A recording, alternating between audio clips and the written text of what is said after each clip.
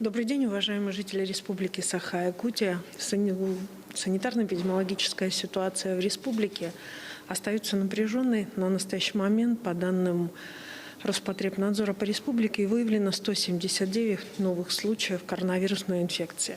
Необходимо обратить внимание на то, что в городе Якутске, в столице республики, зафиксировано 70 новых случаев. А стабильно напряженной остается ситуация в Мирнинском, Нерюнгринском и Алданских районах, где сегодня отмечается как большое передвижение людей, так и, соответственно, и в результате этого при ослабленном определенного рода контроле отмечается и количество зараженных достаточно высокое.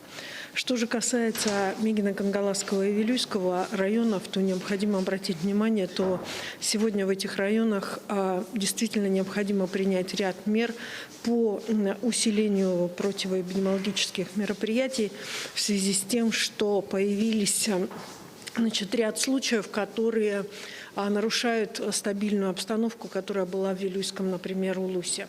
На настоящий момент районным штабом Вилюйского района приняты решения о приостановлении практически всех мероприятий, которые планировались в связи с новогодними праздниками. Только что завершилось оперативное заседание, которое провел глава Республики Саха-Якутия с оперативными штабами районов. И необходимо обратить внимание на то, что поставлена точно четкая задача, что в течение всех новогодних праздников и всех наших новогодних каникул оперативные штабы будут работать.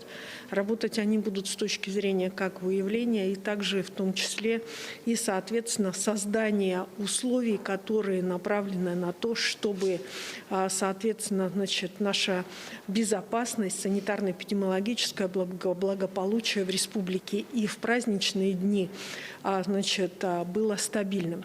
Необходимо обратить внимание на то, что у нас с вами приближается, безусловно, Новый год. И, соответственно, хотелось бы, чтобы в это время, конечно же, как можно больше произошло разобщений между групповыми контактами людей. И, соответственно, это позволить в том числе и непосредственно не давать вирусу распространяться.